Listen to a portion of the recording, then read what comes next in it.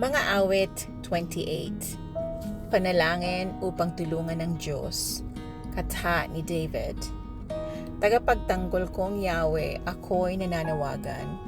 Sana'y iyong pakinggan itong aking karaingan.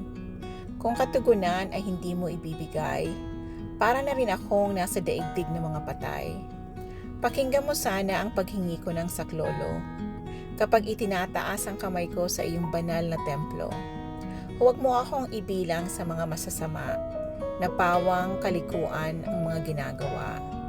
Kung magsalita'y parang mga kaibigan, ngunit sa puso'y may pagkamuhing taglay. Parusahan mo sila sa kanilang ginagawa, pagkat mga gawa nila'y pawang masasama.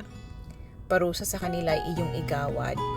Ibigay sa kanila ang hatol na dapat. Mga gawa ni Yahweh ay di nila pinapansin.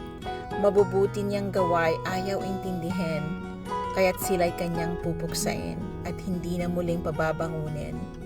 Si Yahweh ay dapat purihin. Ininig niya ang aking mga daing. Si Yahweh ang lakas ko at kalasag. Tiwala ko'y sa kanya nakagalak. Tinutulungan niya ako at pinapasasaya. Sa awit ay pinasasalamatan ko siya. Iniingatan ni Yahweh ang kanyang sambayanan. Siya ang kanlungan ng kanyang haring hinirang.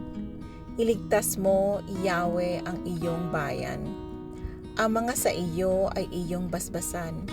Alagaan mo sila magpakailanman, tulad ng pastol ng kanyang kawan. Amen.